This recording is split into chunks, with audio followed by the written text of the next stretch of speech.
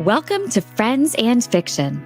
4 New York Times bestselling authors, endless stories. Novelists Mary Kay Andrews, Kristin Harmel, Kristy Woodson Harvey, and Patti Callahan Henry are 4 longtime friends with more than 70 published books between them.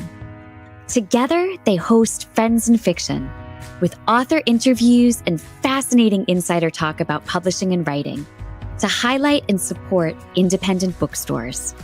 They discuss the books they've written, the books they're reading now, and the art of storytelling. If you love books and you're curious about the writing world, you're in the right place. Hello, everybody. Welcome to the Friends and Fiction Show. I'm Kristin Harmel. And I'm Mary Kay Andrews. And this is Friends and Fiction, 4 New York Times bestselling authors, endless stories to support independent bookstores, authors, and librarians. And if you're not with us already, we hope you'll join our Facebook group, which is more than 260,000 members strong. We'd also like to invite you to follow us on Instagram and YouTube and to subscribe to our Substack newsletter, which is full of awesome bonus content. You can find out more about our community and all we have to offer at friendsandfiction.com. So with so many exciting things going on in our community, I do want to remind you about our live and in-person events. We had a total blast at our most recent in-person Facebook Live event in Atlanta, celebrating the launch of Patti's new book, The Story She Left Behind, just a couple of weeks ago. And Mary Kay, special shout out to your granddaughter for Molly, which is funny because we're talking about Molly the maid today, but your granddaughter Molly was the photographer extraordinaire, and then she took care of me when I was having leg problems. So Molly was absolutely amazing. So for future events, be sure to mark your calendars because we have 2 more of these all hands on deck live in-person events coming up this summer. On Friday, May 30th, we'll be all together in Myrtle Beach to celebrate Kristy's launch of Beach House Rules with Litchfield Books. And then on Tuesday, June 17th, we will all be together at the Jersey Shore to celebrate my new novel, The Stolen Life of Colette Marceau, for an event hosted by Booktown at the Algonquin Theater in Manasquan. Stay tuned for details on both of these upcoming events. But on this episode, we are so thrilled to welcome back Nita Prose to discuss her new novel, The Maid's Secret. So let's give you a little bit of background on Nita. Nita is a number one New York Times bestselling author of The Maid, which has sold more than 2 million copies worldwide, plus its sequels, The Mystery Guest and The Mistletoe Mystery. A Good Morning America book club pick, The Maid won the Ned Kelly Award for International Crime Fiction, the Fingerprint Award for Debut Novel of the Year, the Anthony Award for Best First Novel, and the Barry Award for Best First Mystery. And The Maid was also an Edgar Award finalist for Best Novel. Nita's new novel, The Maid's Secret, the 4th in the Molly the Maid series, if you count the Christmas book, is set to be released on April 8th. Sean, can you bring Nita on?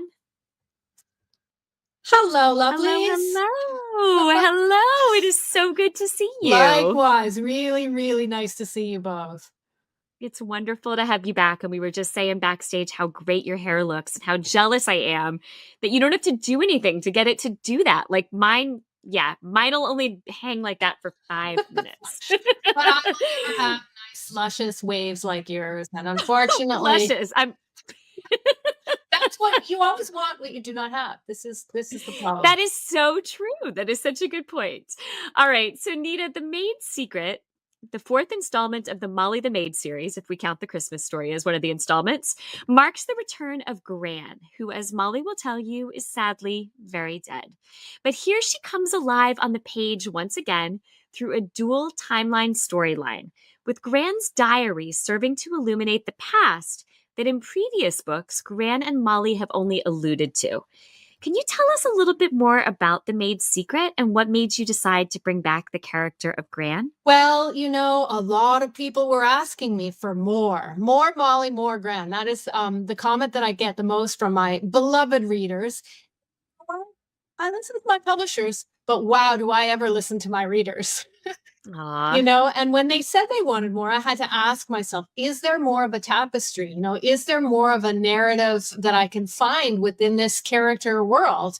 And of course, I started to think about introducing a new narrator, and that new narrator is Gran.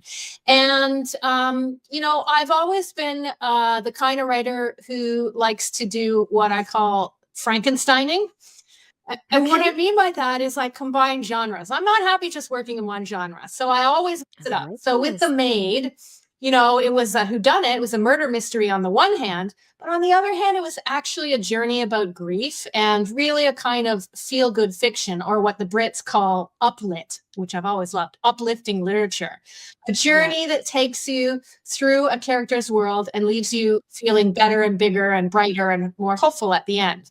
But with this book, with The Maid Secret, I decided to combine a couple new genres. On the one hand, I wanted to keep with the whodunit and the mystery, but in this case, a murder mystery, but a novel. And then in the past, we have an epic lost love story that's set a long time ago in this Downton Abbey-esque upstairs downstairs sort of world. And so for me, the fun of writing is to combine and Frankenstein two genres together to come up with something new. Oh, I love that. All right. So, along those lines, you've told us a little bit about what the book's about. We always love to ask, what is the book about at its core?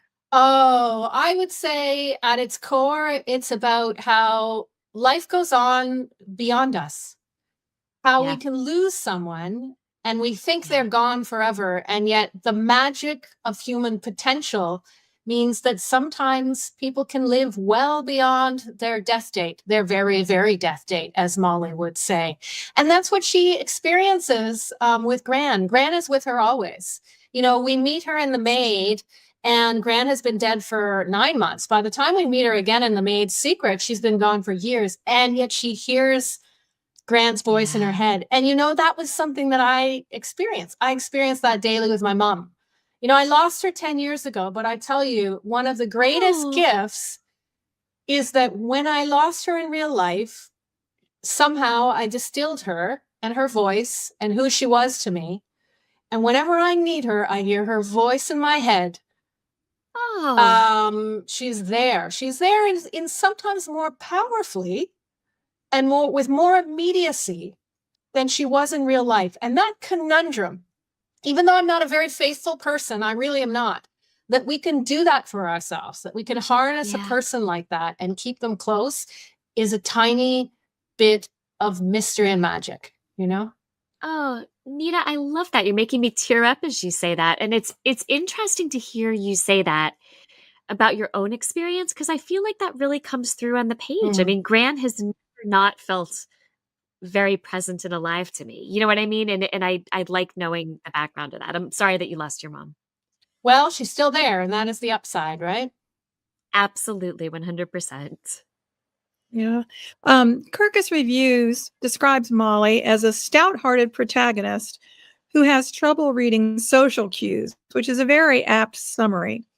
Now, for those who haven't embarked on the Maid series yet, could you tell us a little bit about this incredibly lovable and unique and quirky protagonist, and how did she come to you? She is different. But what I hope the reader learns over the course of the novel is that her differences are actually her greatest strengths. Yeah. Years ago, before I worked as an editor, and as Kristin knows, because we worked together at some point, I worked as an editor for many years. But before that, I worked with special needs kids. I was a teacher in a high school. And it was such a formative time for me. I still to this day feel like I learned so much more than I ever taught. And I would sometimes decide to take my kids out of the classroom and we'd go on field trips, but I don't really mean like field trips to the museum. We did that sort of thing too, but we would go out and we would claim space in the world. And there was this little donut shop across the street that we'd end up at a lot. And we'd have class there, or we'd have a coffee there, or whatever. What I started to see by taking these kids out in the world was, the kind of stigma that they lived with every single day. It was something that I wasn't aware of. as a neuronormative person going out in the world every day until I started to teach these kids. Now, most people, the general public, behaved really well with these kids. They had minor differences. I had a kid, for instance, who self-soothed by rocking. And this is going to date me, really going to date me. But I had this other kid who carried around a stack of newspapers with him everywhere he went because holding the past made him feel safe. Wow. So this gives you a flavor of some of these wonderful students. They were smart, they were fun, they were challenging, they were brilliant, they were perceptive, and they were so deeply compassionate.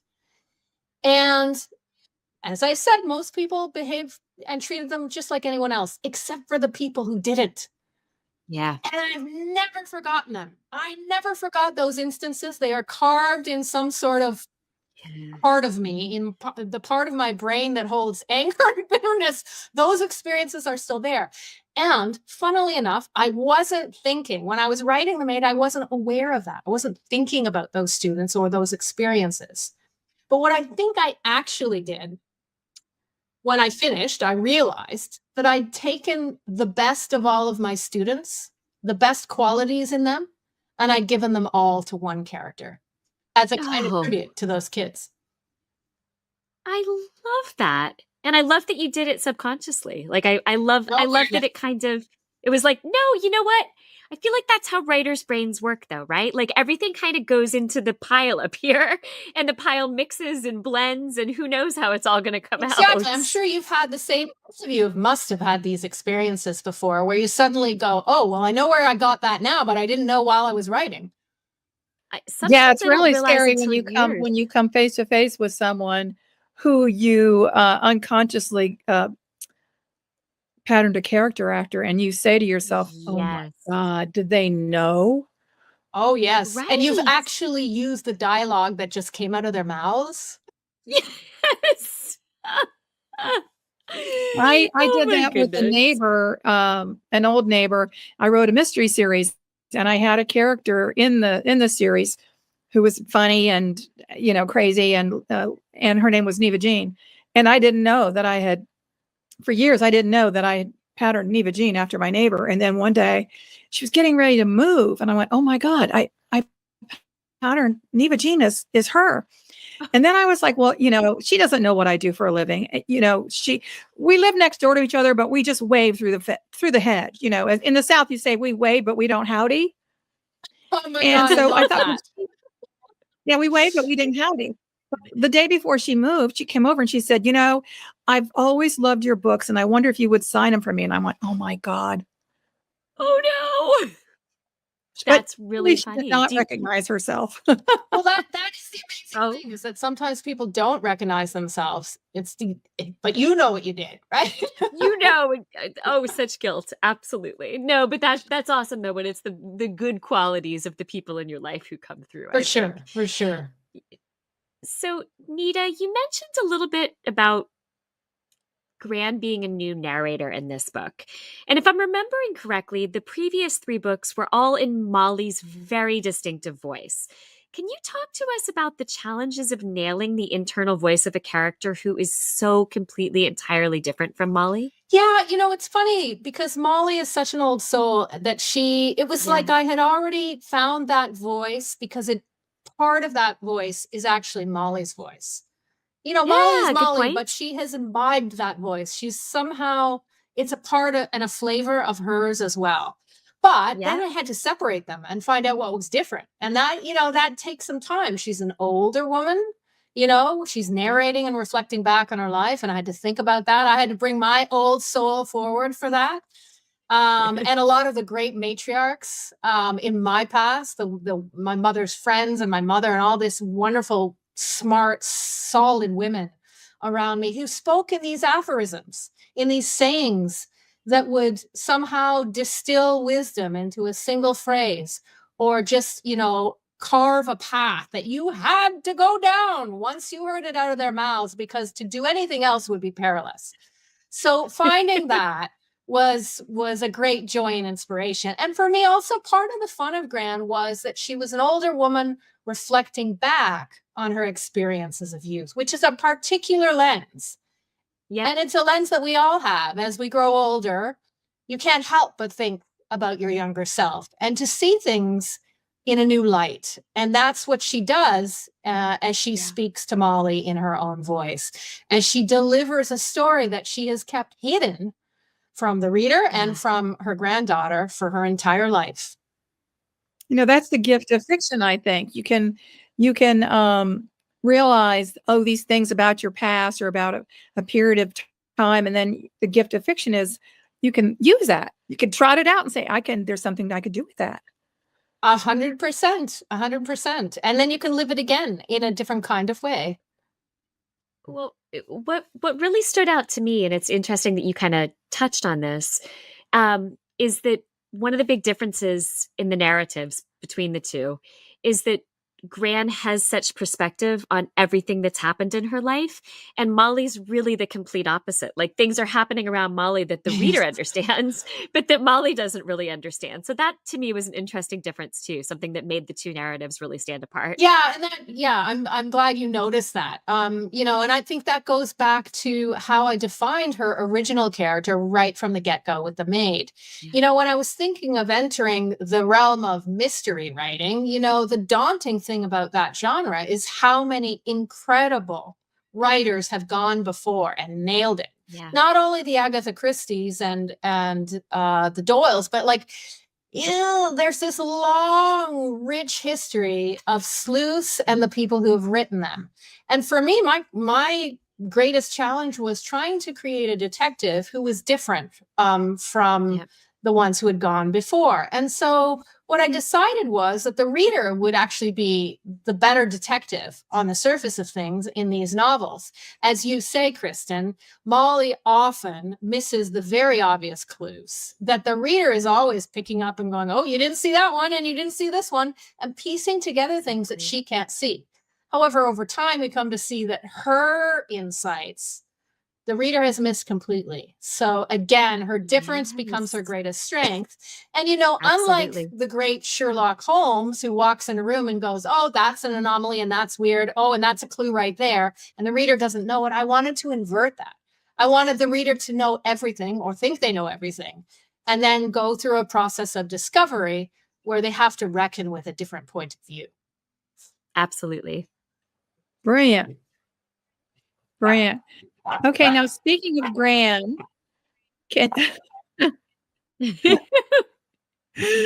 speaking of Gran, can you tell us a little bit about her journey? Not only does she have a really fascinating rags to riches story, as you say in the book, but she also has an enormous amount of character growth over the course of the story as she learns to leave the elitist attitudes of her parents behind. Talk to us, if you would, a little bit about that and why maybe her past made her especially well suited to be the kind of parent figure Molly so desperately needed. I don't know if you've ever experienced this, but I have. There's a difference between holding a belief and then learning a belief because you've actually gone through the experience yourself. Yeah. And I think that's something that I wanted to show through Gran. She comes from a very privileged background, and she has earned her compassion through the hardest life experiences that one can endure. She didn't start out that way. She started out believing in her, extreme righteousness, and her privilege made her better than anyone else. And that she came from a class that felt they were above everyone else. But through her life experiences, she learned something else entirely, and it's a painful lesson to learn. And I wanted to show that. I wanted to show that transition that grows her heart, that grows her understanding of differences, of humanity, of those who struggle and who are not born with the immense privileges that she was. She actually has to live it to truly understand it and to become such a pillar of a person as a result. Yeah. And she really does become that. We're talking a little bit about the growth of Gran over the course of the book, but I want to talk a little bit about a different kind of growth. So I love to think about the growth over the course of a writer's career. And I would be willing to bet that this is something that you have seen firsthand many times over as an editor, too. A writer, I think, tends to transform in ways both big and small as he or she grows more confident in his or her storytelling. And in many cases, just as that person grows as a human being. So I'd like to ask you, how do you think that you have grown as a writer since writing the first novel in this series, The Maid? Oh gosh. Every time I start a new novel, I feel like a beginner all over again. Do you two feel like that? So do we, 100%. Yep. If I lose that, I actually think I will never be able to write a word. 100%. It's part of the process. Like, you have to doubt yourself to push past that first part. I hate it. I don't like it. But for me, it seems fundamental. That feeling of knowing nothing, of coming in almost devoid of any tools, is somehow acts as a kind of refresher and an instigation to the creativity. So I always feel like I know nothing. I always doubt myself. I may have learned a thing about this, but I don't know how to do that. And that, to me, is very compelling. It is the challenge itself of finding a new narrative tapestry that keeps me searching the story world for answers. It keeps me writing, And this is the end of this series. I can foresee maybe in a very long time writing another Molly book, or maybe a small little novella like I did with the Mistletoe Mystery. But this is really the grand finale of this world, this set of characters, and of Molly and Gran. And for me, that is really lovely, because I believe it belongs to readers now. The readers who liked it will cherish and keep those characters close to their hearts. They're not mine anymore. But it's also refreshing and daunting, because now I'm free and open for new stories, to find new tapestries, to look for new characters, etc., and to define what will I Frankenstein in the future. What two genres am I going to mix? And that is exciting and terrifying at the same time, which is exactly where, for me, I need to be. Absolutely. Yeah, in the I think it was in the last book I wrote, I had a quote where a character says, if what you're doing doesn't terrify you, you're doing it wrong. Yeah. I think that's especially true in any creative endeavor. I think if you lose that, you lose the soul of it. You lose the reason, the true creative reason for doing. Yeah, absolutely. Writing on the edge isn't fun. It's exhilarating, and it's challenging. And I always say, I'm happiest when it's done. That's my favorite part. Me too. There is no doubt. It is not an easy pursuit, and it's highly, as you say, uncomfortably, and you're on edge the whole time. But that feeling of completion, when you've learned something about writing or story construction, about where a character goes or how it lives, and that you've actually managed to transmit that to someone, anyone, some reader out there, and it meant something to them. There's nothing more glorious than that. It really is a magical and wonderful feeling. Yeah. I wrote a book called Homewreckers, which revolves around a fictional home improvement show, much like the present day storyline in The Maid Secret revolves around a fictional reality TV series called Hidden Treasures, starring a famous pair of antique appraisers named Beagle and Brown. And it's funny, I did my book last summer, which was called Summers at the Saint, was set at a very posh upscale resort hotel. And for both of those books, I really kind of had to get behind the scene and, do some firsthand research. And of course, when I was writing Homewreckers, it was in the middle of COVID, and I was trying to get onto the set of reality TV shows, and all the sets were closed. But I'd love for you to talk about the research you did to bring Hidden Treasures, your fictional show, to life, and what inspired it in the first place. Well, I love the Antiques Road shows. I love all of those. I love the notion, because this is the very low to middle class person in me, that I will always be, of going to a thrift shop and finding some hidden treasure. It is something I obsess about the way men obsess about Rome. I think about that all the time, you know? Or walking by someone's house and they've, just thrown some old things on the ground and there it is. And you're like, that is a Van Gogh. And and you hear these wonderful stories, right? About people who have found treasures in the weirdest of places, on the side of the road, in a thrift shop, at their grandmother's house.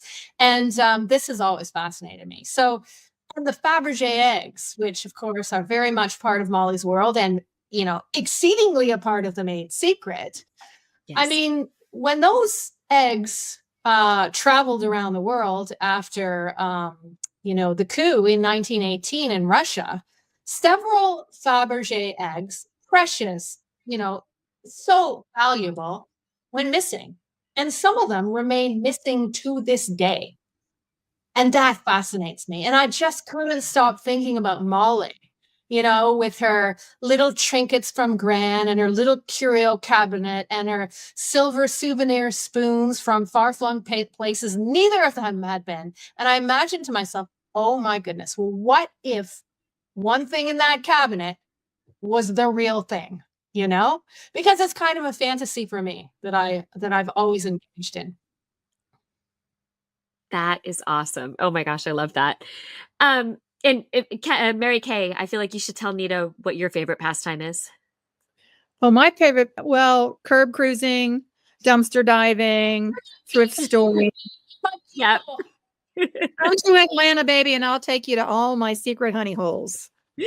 She has some amazing stuff that she has found at these estate sales. And that is her thing. It's amazing. I love it. So Nita, just over a year ago, you stepped down from your role as vice president and editor-in-chief of Simon & Schuster Canada to write full-time.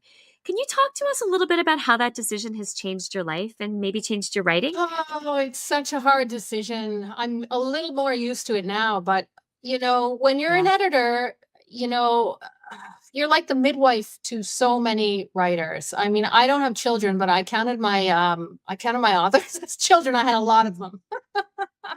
And it's very hard because that profession isn't just a job, it's a vocation.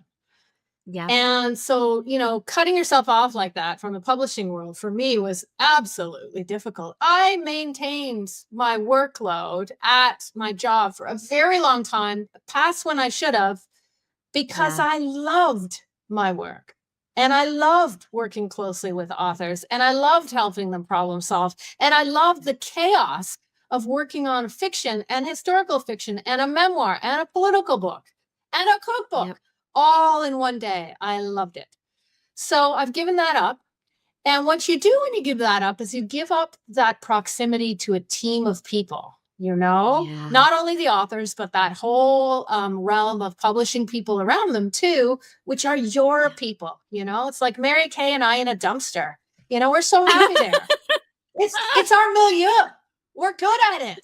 We're going to find a gilt frame that hasn't been seen in a million years. It costs a lot of money, or it doesn't. But either way, we're going to love it. So I was giving up my realm, and I miss it. And writing, as you both know, I don't need to tell you this, is a very lonely endeavor. It's you and the page. It's not like publishing because you don't have a whole team of people around you. It's just you. It's very quiet. Yes, there's a great strength in that because you are the prime decision maker. You decide what's put on that page, how the characters will develop, where the story goes. But it's also so different because it's so much lonelier than working in a publishing house. So there's the yin and the yang. I love it. Yeah. It's great. I wear a lot more track pants. A lot.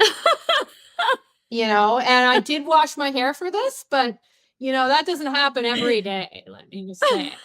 Fair. But I miss my writers. I miss them so much. And I work hard now to keep my relationships up because having you folks near and dear to me and having those conversations about story, it fills me with light and energy and strength to go on as a writer.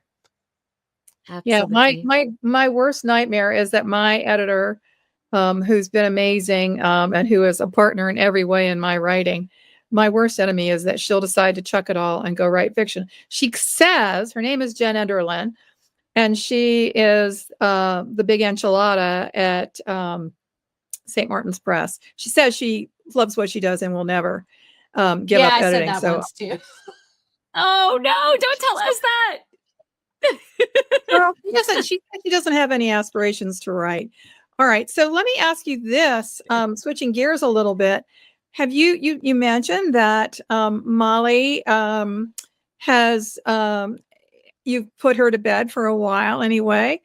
What are you working on outside Molly's universe? Or can you share that with us? I can share a little bit, yeah. So I have been, tinkering with a few different things, and I'm very excited about something that I have on my plate that I'm working on that seems to be gelling. It is entirely different. It is a mystery on the one hand, but it's a mystery thriller. And unlike the hyper real world of the Regency Gran and Molly, this is, a much more real place. It's sort of set in cottage country. It sure looks a heck of a lot like Canada and some of the cottage country lakes that we have here in Ontario. And it's about a singular character, a rather prickly older woman named Jane, who lives by the lake and has lived there for a very long time. And her grandchildren come up to visit her, and they discover something in the forest that unlocks some of her deepest, darkest secrets she believed she would take with her to the grave. And so we end up journeying back to the past, to her long history at this lodge on the lake where her parents were, where she was, where she grew up with her sister, who has long ago deceased. And we travel back to the world of the 50s and to this magical and touched landscape, this natural landscape with the power to both heal and to harm, and those reverberations through time, and how, the waves of the past sometimes have a way of reaching those shores again at that moment when we thought, they were never going to reach you again. So that's what I'm working on now. It is different. I'd say the one similarity is character. I think I will always be a character writer. And, this new character that I'm discovering is very prickly. Again, I'm dealing with the question, how do you love a cactus? How do I make the reader love somebody who, how do you hug it? How do you hug a cactus? Well, you do so very carefully, and you learn to love it over time, over slowly understanding who a person is and what makes them be. So that is what I'm working on now. Nita, that We sounds cannot wait. absolutely, it sounds incredible. I hope you like it. I hope I pull it off. I hope my readers stay with me. It's different, and yet in some ways it's the same. One cannot escape oneself, right? I'm sure your fans will be along for the ride wherever you decide to take them, Nita. Okay, for all of you watching and listening, we encourage you to rush out and buy your copies of The Maid's Secret. The perfect place to do that, you may know or you may not know, is the Friends and Fiction shop on bookshop.org. You'll not only be getting it at a discount, but all your purchases there support our show, our guests, and indie bookstores nationwide and in Canada. Into Canada, that's right. And forgive my coughing, I'm just getting over a cold. Sorry about that. And don't forget to visit friendsandfiction.com for details on our show schedule, upcoming in-person events, and links to the award-winning Friends and Fiction official book club with Brenda and Lisa, our merch store, and our Substack newsletter sign-up. Speaking of our Substack, you can read all our free weekly posts on the Substack website or app, or subscribe for free to get them directly into your inbox. And if you upgrade to our paid Substack, and why wouldn't you? It's just $5 a month. You'll have access to deeper dives with all our weekly show guests like Nita, plus monthly roundtable discussions like the really fun one. I think it was fun that I just did about rom-coms, plus bonus Q&As with additional authors like the recent ones we ran with Renee Rosen, Lisa Unger, and Chris Bojayan. If you enjoy tuning in for our weekly author interviews, this is a big way you can support us for like $1 a week. So check us out in Friends and Fiction, Substack.com. All right, back to you, Nita. Without spoilers, there are 3 lessons from Gran that Molly seems to walk away with. And I should add that at the point in the story where these lessons are explicitly mentioned, I was sobbing, which is such like I have to say the reason that that's important to point out is that this is a very funny story, but it's also a moving, heartwarming story. And I think that's what it leaves you with in the end. You kind of laugh your way a little bit through it. There are some comedic things, some comedic timing. But at its heart, I think it's a story that really just warms the heart and that you really learn from. So the lessons that are explicitly mentioned are life is a fairy tale, wonders never cease, and love is the greatest gift of all. So, for readers who have spent time with Molly in this book and your previous novels, how do you hope this series might help us to refocus the way we see the world? The world is a difficult place, and we are bombarded with difficult headlines. It is a very hard time. And, one of the feelings that I have is that feeling of heaviness, of impotence, of not being able to survive day to day with that feeling of weight on my shoulders. Yeah. What I wanted to do was use the vehicle of fiction to release that weight. Not to create a world that is pure fantasy and all light and all pretty.